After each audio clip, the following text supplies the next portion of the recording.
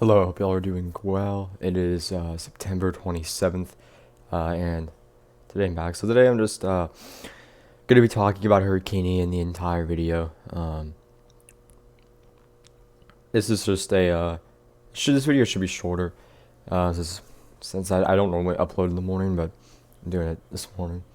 I'll still have a video out later though, so that'll still be happening. But yeah, so Hurricane Ian now has winds of 125 miles per hour, minimum central pressure 952 millibars. Um,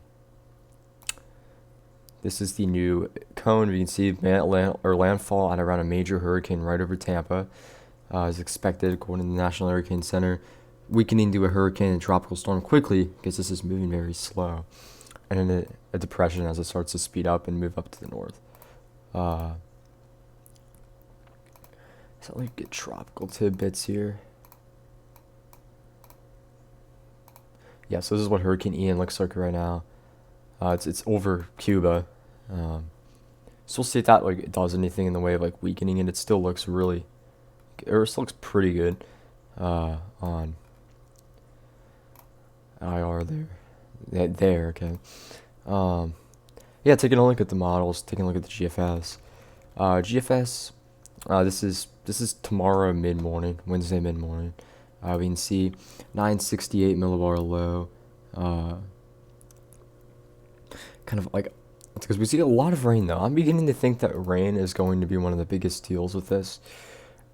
Flooding across the entire intersection most of Florida, most of central Florida could see flooding from this.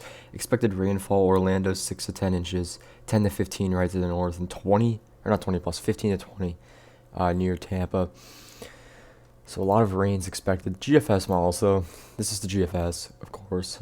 It's not even by tomorrow evening. It has not even made landfall. It's a 965 right off the coast. This is just bringing tremendous storm surge, a lot of wind, and just continuous rain. The central Florida, we can see, and it just sits there by Thursday evening. 24 hours later, it's still there. It's weaker, but it's still bringing a lot of rain and still a lot of wind. And sits there Friday. It's down almost up to Orlando. We're seeing a lot of rain all the way into this area here. It just moves so slow, and then by Friday night, it begins to be picked up and moved north. We can see those tropical storm force wind gusts moving into Georgia. They make it to about northern Georgia before they start to wind gusts aren't really tropical storm force anymore. And the low just dies out in the GFS. The European,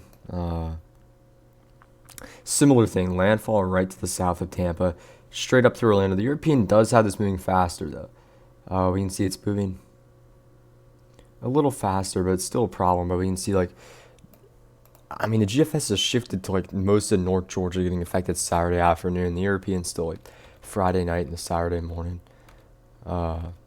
even Friday evening. So the European's still a lot more fast with this, but rainfall is still going to be tremendous. We can see. Look at these totals. Flooding potential does exist from all the way up here down into Florida. We can see a little corridor right there of over a foot of rain. Which is just that's a lot of rain for Florida, as well as the wind with this and even storm surge flooding. So yeah, GFS rainfall wise, very similar actually. See that heavy rain reaching all the way up into this area, but a ton of rain just in that area of Florida. This area here has the potential to get just dumped on of rain. Tampa gets. Some areas get 11 inches, but other areas apparently get 45 in the GFS. The GFS could just. I hope it's just overdoing that a little bit. I don't think that's gonna actually happen, but either way though, even a foot of rain is still that's a ton of rain. That's gonna cause a lot of issues. Just curious what the Canadian has. Pretty kind of similar. Does the Canadian just have it going so okay, the Canadian doesn't just has doing that. Okay. That's interesting. So yeah, that's kind of like a little update on Hurricane Ian, flash flooding potential. We don't have a high risk for flash flooding just yet. We have three moderate risks. So this is what it looks like combined. Uh, all three risks for flash flooding. We can see the entire, like most of the state of, or like, yeah, most of the state of Florida is under a moderate risk for flash flooding at some time over the next 3 days. Like through this morning or through tomorrow morning. We can see a moderate risk across South Florida, Wednesday through Thursday morning. It's just more like Central Florida, and then still Central Florida, but a little further north, Thursday into Friday morning. So yeah, it's a little update on Hurricane Ian. Yeah, thank you for watching.